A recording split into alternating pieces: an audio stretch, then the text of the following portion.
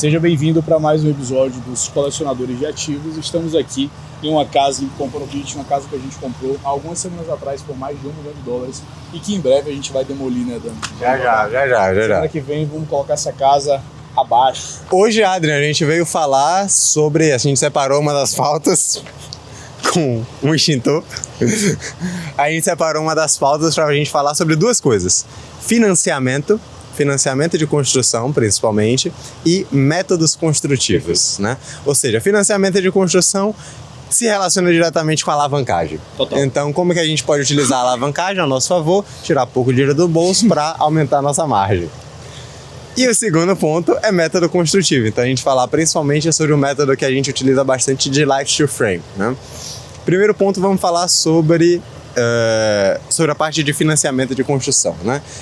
O racional todo do que a gente faz é, primeiro ponto, a gente compra uma casa como essa ou um terreno. Na maioria das vezes a gente acaba comprando uma casa antiga, que foi construída na década de 30, 40, 50, para demolir essa casa. Todo recurso que sai do nosso bolso é dinheiro próprio, a gente utiliza para poder comprar o terreno. A outra parte que a gente usa para construir, a gente pega com financiamento, ou seja, dinheiro de banco, né? Por que a gente faz isso? Por que a gente utiliza dinheiro de banco? Por que a gente prefere se alavancar ao invés de construir com dinheiro próprio, já que se a gente pega dinheiro de banco, a gente tem juros. Então, nossa margem final, ela reduz sob o ponto de vista de lucro, né? Dan, basicamente porque a gente implementa o conceito que os bilionários usam há décadas, que é de construir patrimônio sem tirar dinheiro do bolso, né? Como é que você faz isso? Essencialmente, você faz isso por comprar ativos que se pagam ou utilizar o capital de terceiros para gerar ganho de capital. Nesse cenário específico, a gente tira menos de 30% do nosso bolso para financiar essa obra inteira, entre a compra do terreno e a construção. 100% da obra é financiada por um banco americano, crédito esse que a gente não tem que aprovar em nosso nome, dinheiro esse que não sai do nosso bolso. Qual a consequência disso? A gente vai gastar aqui talvez $4 milhões entre 1,3 de compra da propriedade, 2,7 de obra, só que na prática só saiu do nosso bolso 1,3. E a gente vai vender essa casa depois por $5 milhões, 5,5, talvez $6 milhões. Então, a nossa margem ela é proporcionalmente muito grande versus o capital que saiu do nosso bolso.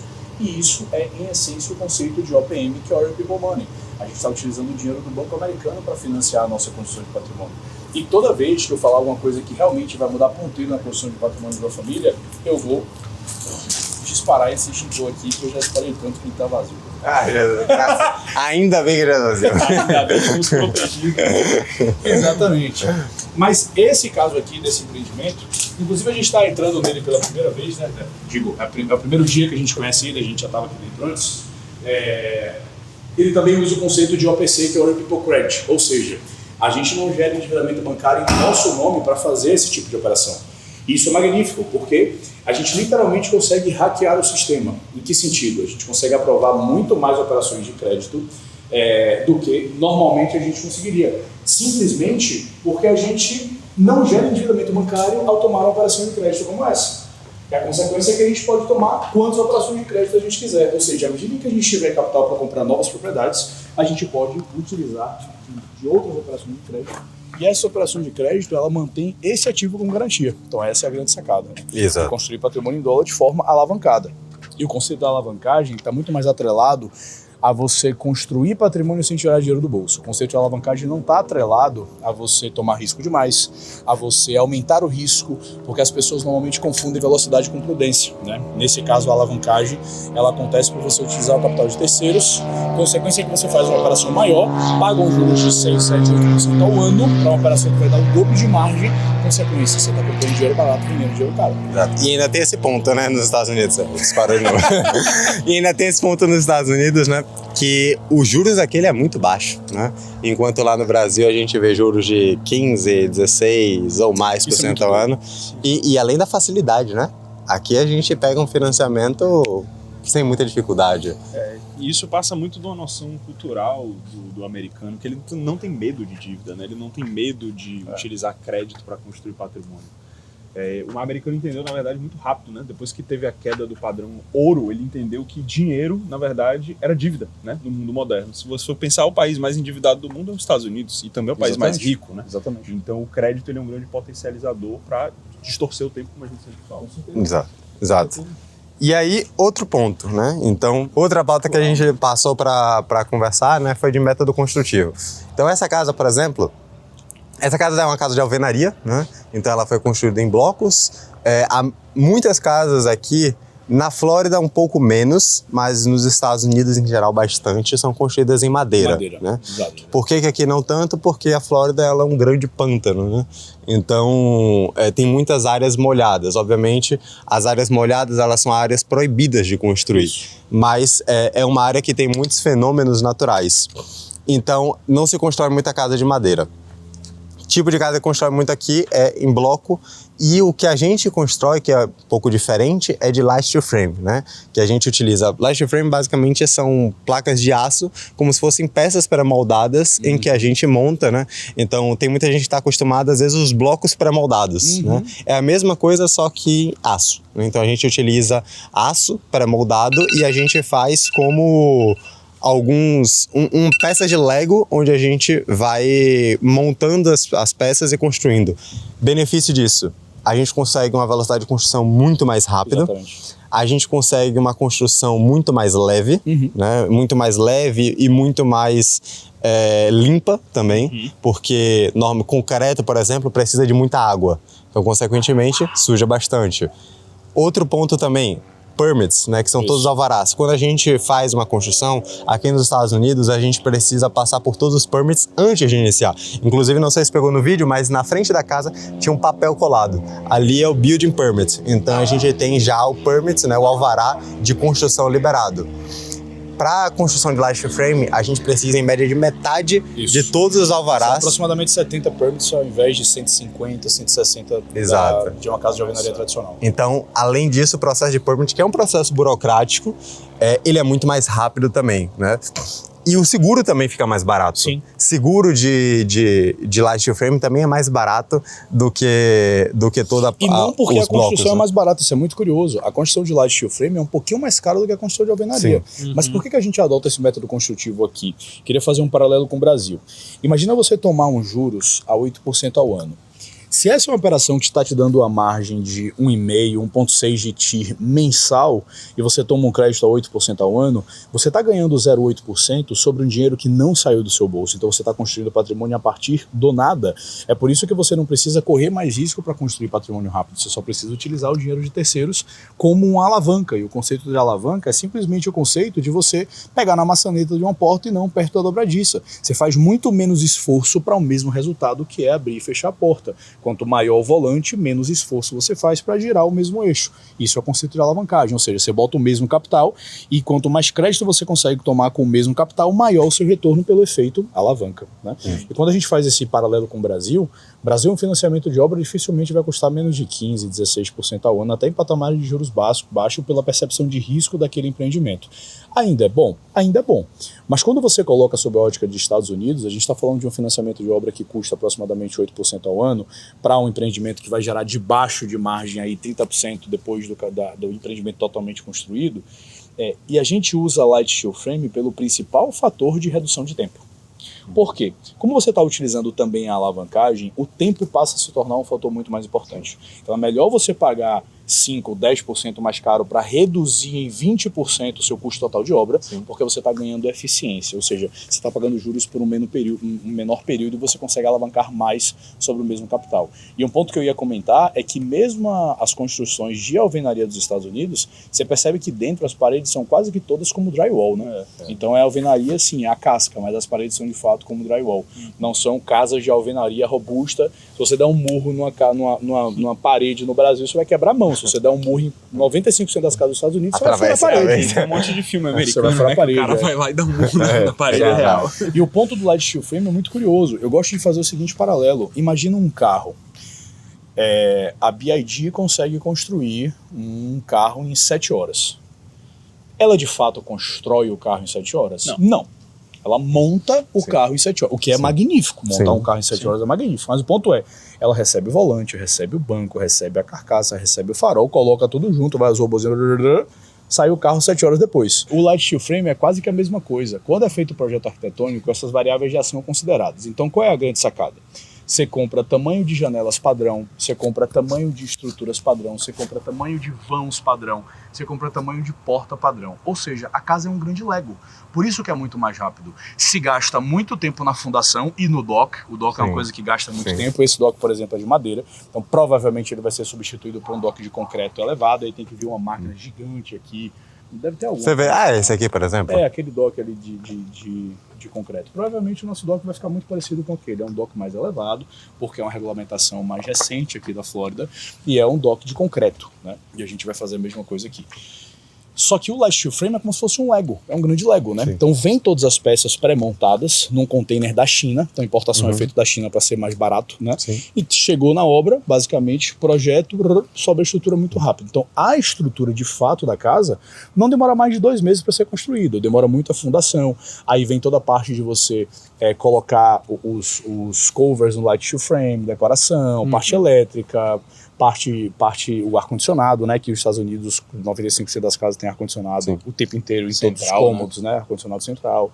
Então é impressionante, assim, a velocidade realmente quando a gente termina a fundação. Obviamente a fundação é um processo que é um pouco mais demorado, porque precisa concretar. Piscina, né? Também é demorado. Então, mas quando a gente começa a parte de montagem, é muito rápido. Muito rápido. A gente passou...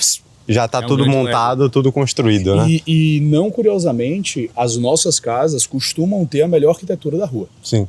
Elas são muito bonitas, né? Porque o projeto é moderno. E casas novas, exato. Se a gente for aqui, né? Então, por que a gente compra casas assim para demolir, né? Se você for ver aqui na região, tudo construído, mas muitas casas antigas, né? Por exemplo, essa aqui é uma casa claramente mais nova, 2 andares, né?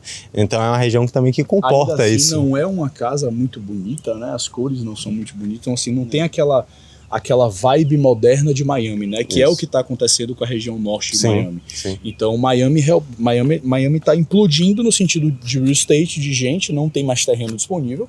Os terrenos disponíveis são caríssimos, a gente compra alguns terrenos, mas só quando a gente consegue negociar muito bem, ou que a gente consegue negociar alguma coisa em leilão. Mas basicamente a gente costuma comprar a propriedade, demolir essas propriedades e construir uma nova.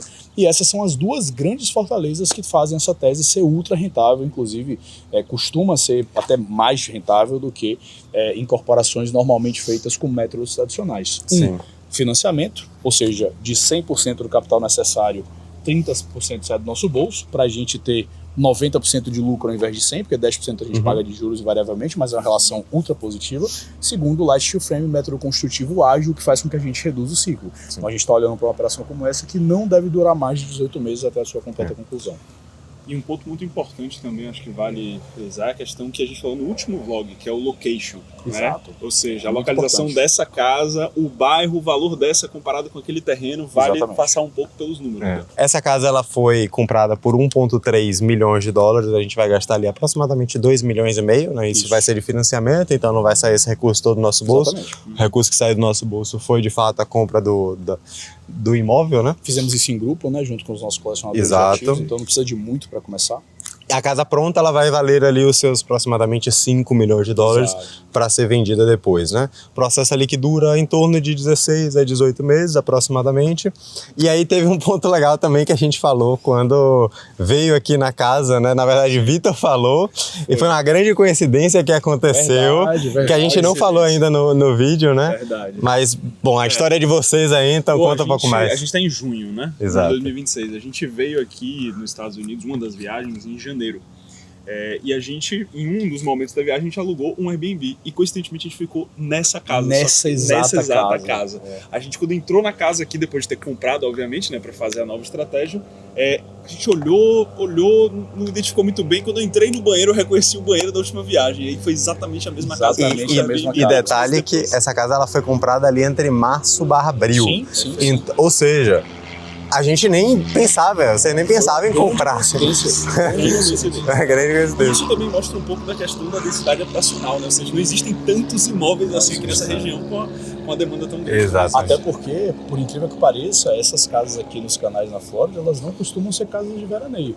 Elas são mais casas homestead mesmo, ou seja, pessoas que moram aqui. Que gostam desse Existem algumas lifestyle. casas de veraneio, sim. Curiosamente, as casas mais caras costumam ser casas de veraneio. Sim. São casas que superam ali os 5, 10 milhões de dólares, são casas que costumam mais ser casas de veraneio. Exato. Mas casas em canais que não são diretamente no intercurso, geralmente são casas de proprietários americanos que moram aqui, muitos em fase de aposentadoria, inclusive, né? Muitos empresários. Muita gente mais velha. Exato. Você vê, o pessoal, todo mundo de barco aqui. Todo mundo com seus barquinhos. É o lifestyle. E não se engane, é impressionante, mas assim, esses barcos, aquele ali deve custar uns 400 mil dólares, esse aqui deve custar também uns 350, 400 mil dólares. Eu acho incrível, assim, como os barcos custam caro nos Estados Unidos, mas é um negócio fenomenal, né? Então, realmente, é um lifestyle muito legal. Quando a gente vem pra cá, a gente consegue entender. Então, de manhã tem alguém limpando o barco, de tarde a família sai com o barco, vai lá pro Lake Boca, né, que é onde os barcos se reúnem, depois para num restaurante, come alguma coisa. É muito curioso, aqui tem muito essa vibe, porque tem muita água, né? É uma cidade completamente rodeada por água. É como se fosse o melhor de Veneza com o melhor de São Paulo, com o melhor do Rio de Janeiro, porque também é linda a geografia da cidade. Né? E aproveitando, falando sobre geografia, já que você puxou essa pauta, né? É legal porque Miami, muito similar ao que houve com a Califórnia, né? Que foi uma região que hoje o preço das casas também já está muito alto. Califórnia, basicamente, você tem de um lado, do lado oeste, água, do lado direito, montanhas. Em Miami, né? Flórida, mas principalmente Miami, que é onde a gente constrói, a gente na direita tem oceano, na esquerda a gente tem o Everglades, que é um grande pântano, uma área de preservação onde não tem absolutamente nada, né? É cinza total. Cinza não, é verde, porque só tem mato lá.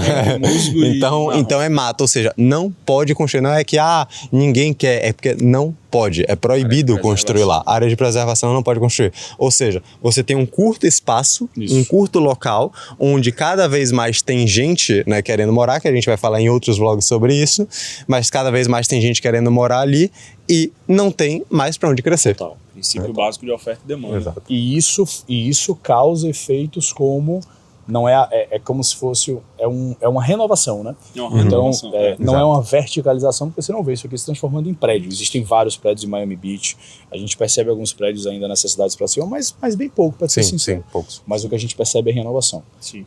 Inclusive pessoas que moram em casas antigas, a gente já teve vários vizinhos, né, que chegaram até a gente, que fizeram assim, eles têm intenção de continuar no mesmo terreno, demolir sua própria casa e construir uma outra mais nova, né? Então, e isso é muito bom contra também aquela crença popular que é muito por um fantasma de informações, muito menos do que informação concreta, em relação à bolha americana. No fim das contas, gente, é só você estar aqui e ver, de fato, como as pessoas querem morar aqui, como é o estilo de vida delas. 100%. Elas querem passar isso para os filhos, é muito comum, né? O pai comprou a casa aqui há muito tempo, aí ele vai passar para o filho vai ter filhos, e por aí vai. Então isso contrapõe muito aquele dado de que existe uma bolha, né, de preço, muito pelo contrário, isso é uma demanda muito alta. Quando você olha para a bolha de preço, 15% das casas compradas no sul da Flórida são de compradores estrangeiros, né? Chineses, indianos. Fora os cidades, né? Exato. Existem cidades na Flórida onde mais de 50% dos imóveis são comprados por estrangeiros.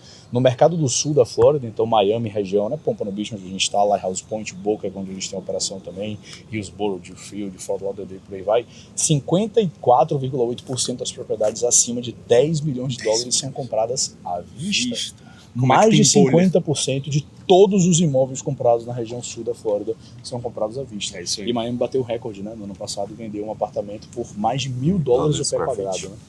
Então impressionante, é um mercado completamente pujante. E a região mais escassa é sempre onde tem água, né? Sempre onde tem lago, sempre onde tem praia, sempre onde tem canal, é a região mais escassa. Exatamente. Perfeito. Muito bom. E aquele recado de sempre, né?